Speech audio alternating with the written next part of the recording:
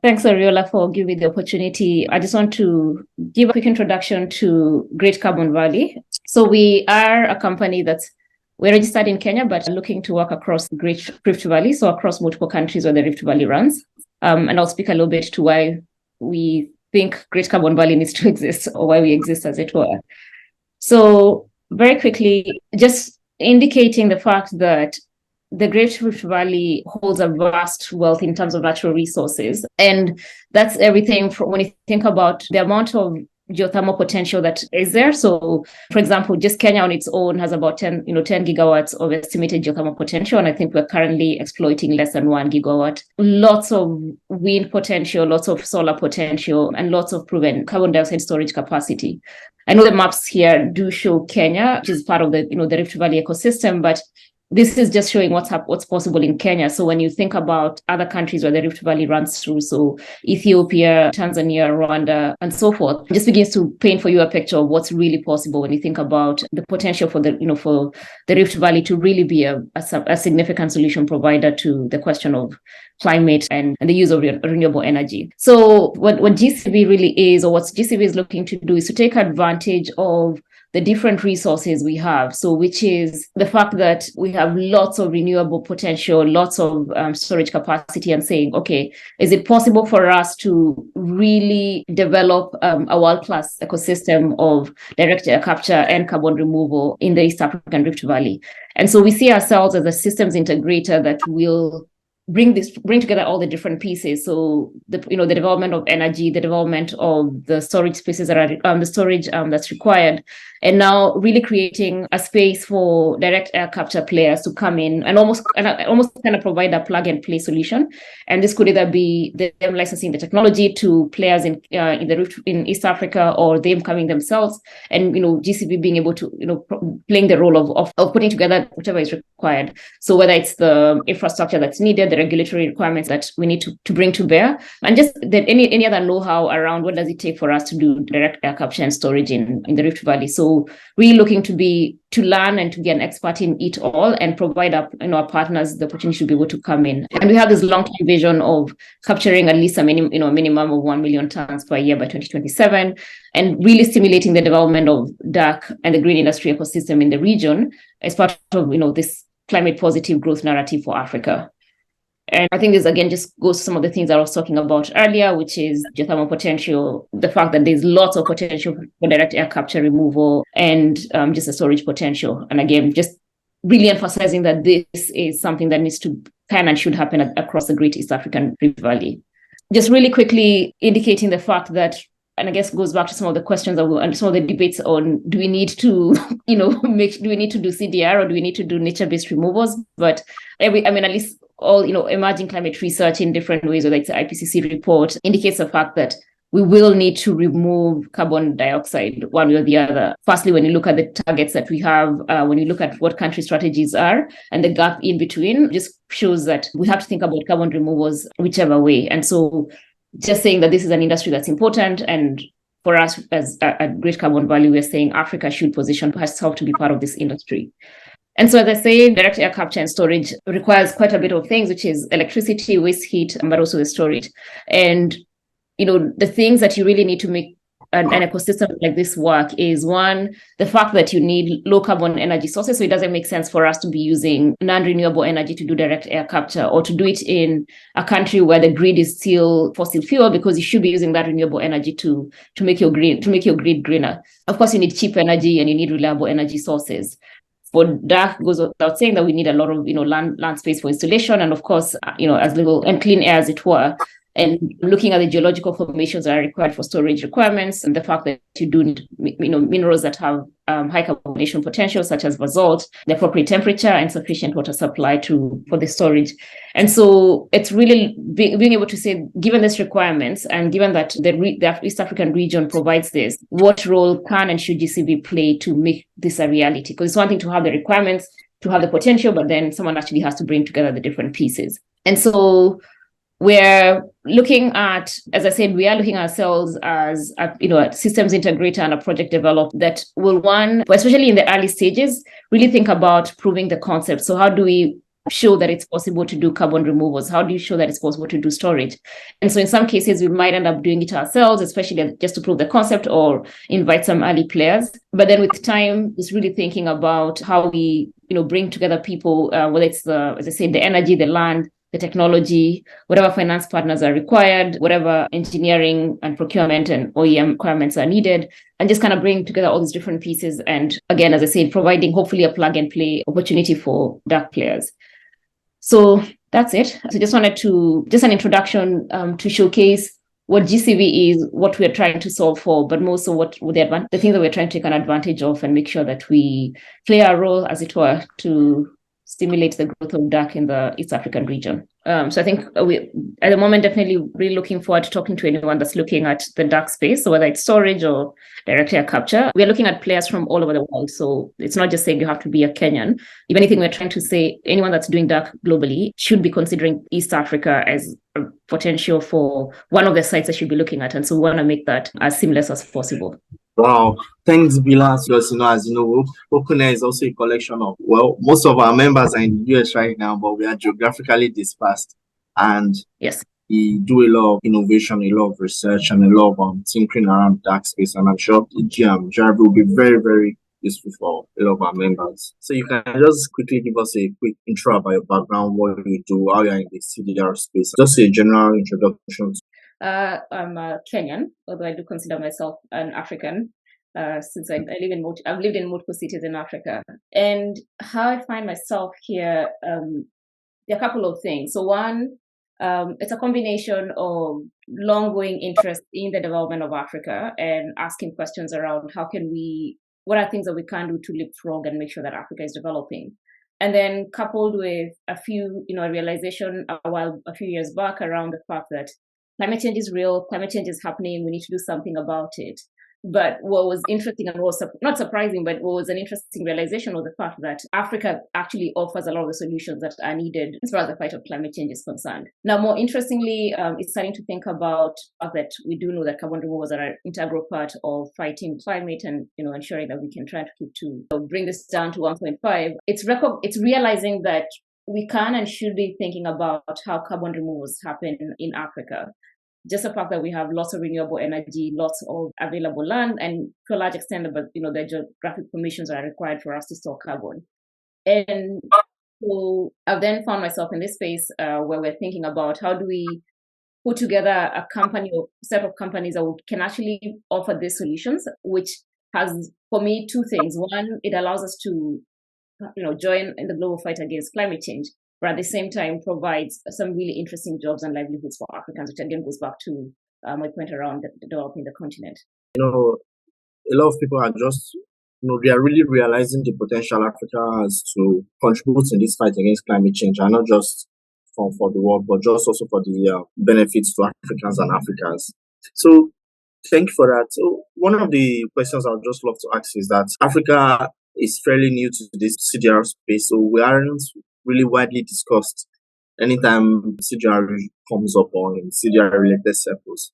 So why do you think that is, and why do you think maybe there might be a little doubt or a little skepticism about Africa's potential to really host and develop CDR projects? I think the reason why Africa doesn't necessarily show up in conversations around CDR removals and such when it comes to the climate angle or the climate conversation. One, I think it's just from a historical perspective, how Africa has been perceived, and also to what extent the role that we've seemed to play when it comes to anything technological or innovation, as it were. In many ways, we have been consumers of technology, and usually we are taking in technology that's already decades old. We're catching up with technology years after it's already been adopted in other places. And so I reckon because of that historical perspective, and I think this is both a question of how the global north views Africa, but also how Africa views herself when it comes to the question of carbon removals. So the global north, I think views Africa as the consumer of technology. So maybe there hasn't been as much thought around, can we do investments? Can we come to Africa and actually have Africa as a solution provider? But at the same time, I think we as Africans also, in many ways, we come to the table expecting to receive, and sometimes making demands that in many ways are quite needful, as it were, because Africa, for example, the demand by African countries for loss and damage or for resilience funding, I think is only fair just given the fact that Africa is suffering disproportionately from the effects of climate change, and in many ways did not necessarily benefit from the industrialization that other countries benefited from that has now resulted in climate change. So there is a place for us to sit at the table and ask for reparations or ways for compensation due to the loss and damage that will come as a result of climate change. But I think there's also a more powerful position we can take as Africans, where we begin to see ourselves as solution providers and come to the table and say, you know what, Africa can actually offer the solutions that are needed. And if anything, African countries have the potential to be massively carbon negative while still growing. What I mean by that is, not only can we be a net zero in a lot of economies, just given the fact that we are very green in many of our economies, we haven't really industrialized, as it were.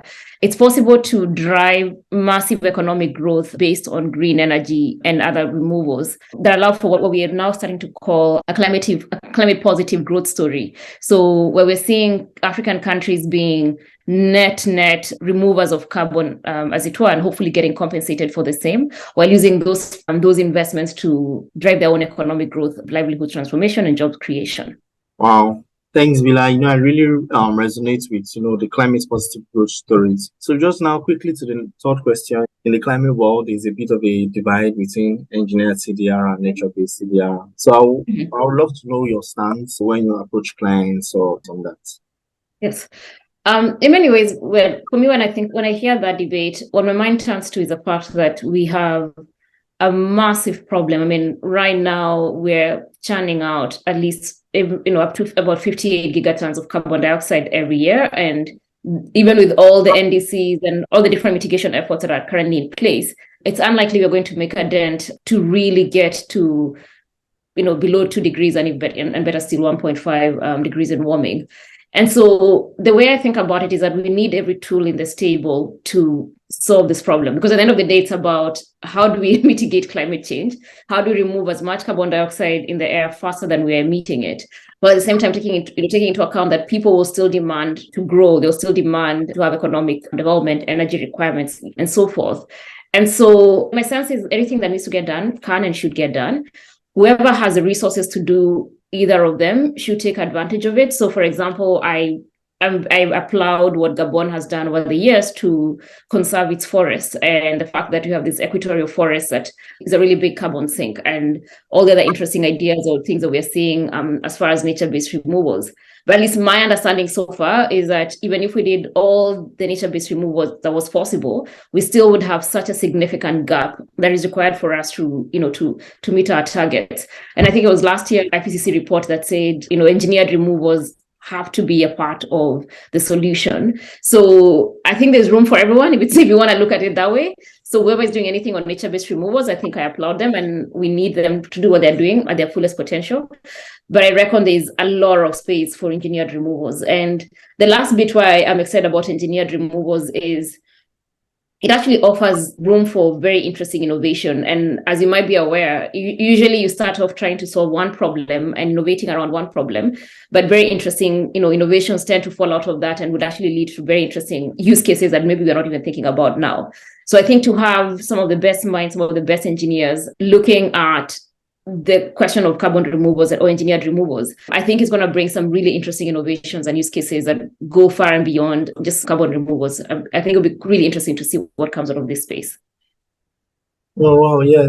I really associate with what you said. Yes, we need every form of innovation in this space. And talking about artificially generated, just a nice segue to my next question. Kenya, recently, past few months, there have been a lot of, let's say, discussions emanating from the upper echelons of your country, especially from the presidency. So I wanted to ask if you can just tell us more about the CDR sector in Kenya. What's the political class is looking at? Do you know if any other countries around Eastern Africa with the geological potential of Kenya is looking into that space? So I think there are multiple questions there, so I'll try and answer all of them. But let me know if I don't get to all of them. Yes, you are right. I mean, it's been very fascinating and exciting for us to see the level of support, even at the highest levels, when it comes to carbon removals. I think as a country, we are recognizing that there's a whole new economy that is starting to form around carbon markets. And I think it was last year, December, where the president was actually quoted saying he wants to make Kenya a major exporter of carbon removal. So we do see this as a really significant potential for foreign currency or income into the country, but also job creation and so forth. So there's lots and lots of, so far there's been a lot of political and, support for carbon removals. And part of it, I think, is just seeing the potential, both in terms of currency into the country, but also the jobs that can be created. And I think there's also just been a lot of work that's been done over the past year by some of my colleagues. So in my other hat, other than GCV, I do lead an advocacy initiative called the African Climate Action Advocacy Initiative. And a lot of the work that we were doing was to really, and continue to do, is to really shape this narrative around climate positive growth and how Africa should be positioning herself as a solution provider to carbon. And I think it's a one message that in a lot of ways has taken root, at least in Kenya. And you can actually begin to see the conversations shifting, and also to start seeing some, even some work around carbon removals happening. It's still a very nascent industry in terms of players, and it's going to take a while for it to grow. But that's part of what we are hoping, that the Great Carbon Valley can really accelerate and build that ecosystem of actors. And to your other question around whether we're seeing other countries with similar geological formations coming into play, I think it's a mixed bag, and I think part of it is just a lack of, maybe not as much advocacy happening there, or not as much attention being paid to it. But there's really no reason for us, when you think about the Rift Valley, we don't just think about Kenya. Excuse me. There's really no reason why we should not be doing carbon removals in Ethiopia, in Tanzania, in Rwanda, or any other country where the geological formations allow for carbon storage to happen, but where we also have an abundance of renewable energy. So I think some of these things are going to be conversations with the stakeholders, getting countries to be aware of the potential, but also starting to prove some concepts. So that's part of what we're hoping GCV can do, which is to actually prove the possibility and the potential of carbon removals in multiple countries. Wow, thanks so much, Bilha. I really reckon with the fact that you stated, and how advocacy and awareness creation is usually, like, let's say, a prelude or a precursor to increased conversation around developments in not just necessarily CDR, but in other aspects of the economy. And just a big shout out to GCB for what you have been doing. So we are getting to the concluding parts of this conversation. Your parting thoughts on what are you most excited for in a 2 to 3 years or even 5 years pipeline for Africa. I know in Africa, Kenya currently has technical reputational lead among African nations. So, but what are you most excited from? Maybe like an insider secret or something else. I think there's the question around when I see what this could offer, both in terms of the technological innovations. I was saying, I think I'm excited about CDR, and you have really smart people bringing their best minds to solve this. I think there's going to be some really interesting technological innovations that come out of it that could not only help solve climate change, but I think will begin to solve for other issues that are affecting the continent and the globe as a whole. So when I think about the vision that we've set for ourselves as GCV, which is one, to identify the sites where we can actually, tap into geothermal energy or other renewable energy sources, and begin to use carbon removals as an impetus for the development of that energy. Because the way we think about it is, you need lots of energy for carbon removals, but that energy has to be renewable. So, in many ways, carbon removals industry provides an impetus for us to develop lots and lots of energy that's green. And then in turn, you can begin to build really interesting ecosystems around this. So whether it's green manufacturing, and just other industries that would not necessarily have happened in Kenya. And you tie all this with the labor that will actually be used for this. So again, just think of the thousands of young people who are currently in universities or tertiary institutions that don't know anything about climate action or engineered removals. But as we're beginning to attract a core set of these industries and companies on the continent, I think, and then for them to actually become either initially as employees or apprentice, or starting to understand what's possible, and then starting to actually say, we can actually innovate ourselves. So let's improve on these systems. Let's do more. Let's actually, what do we have on the continent that we can actually improve on? One of the things that we've joked around is it would be great if we started seeing a lot more developments on the solvent types that are being developed in Kenyan or East African universities. So I think just that stirring up of innovation that is tied to solving for climate is going to be really interesting for me. And in many ways, it goes to this question on, we have a really large population of young people who, in my mind, are probably, some of the richest potential that Africa has to offer, because just all these amazing minds that, if we could actually use this industry to spur the innovation and get them to really produce very interesting results. So I know that's it's a bit of an off-track answer, but we are solving for climate. So at the end of the day, any carbon, ton of carbon that we move from the air is important, and I'm excited to see us doing that. But to your point and to your question around what do I see, in 2, 3, 5 years, is how using this idea of engineered removals can actually be used to accelerate really interesting things around the ecosystem, which is getting our best talents working on some really hard problems and seeing what kind of innovation is unleashed from the African youth. Just given when I think about the CDR industry right now, it's very nascent and across the world. So there is no one country that can say they have a clear advantage as far as carbon removals are concerned. When I think about all the dark companies, a lot of them are still very young, still developing their technologies. So it's a very young industry where we're still trying to figure out the standards, we're still trying to figure out how the technology will work.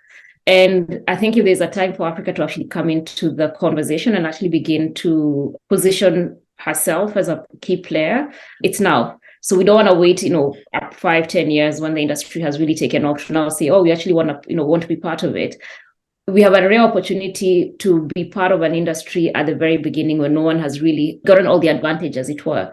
No one can say they really pulled ahead. So we actually have a chance to be at the very beginning of a very young but potentially really large industry, and something that's going to be transformative for the world, as it were. So it's for us to really just see the amazing opportunity we have as Africa. And as I think about, Great Carbon Valley and, the fact that we're really trying to build an ecosystem of direct air capture and storage, for me, it's when I think about what's possible. We have a chance to do this very early, and we have a chance to get in early and really make the East African Valley, but also make Africa a global leader in what's going to be generation-defining industry of our time. So I'm really excited to build this, really excited to see the kind of talent that comes through this, and really excited to see what innovations will come out of this and how this, changes the economies or the countries that we live in. So I'm excited about that.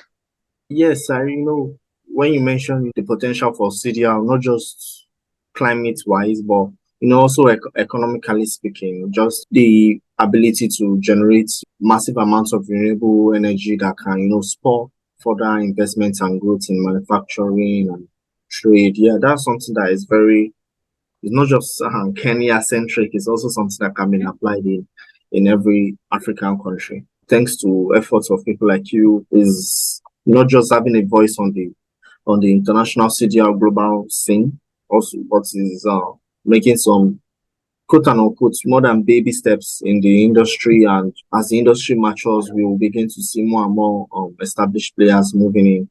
But by then, we hope the industry will be for Africans and for Africans' benefit. Thanks so much, Bilha, come to discuss. Tell us more about your company. Tell us about your thoughts and how you view the CDR ecosystem in Africa and its potentials and its promises and its journey.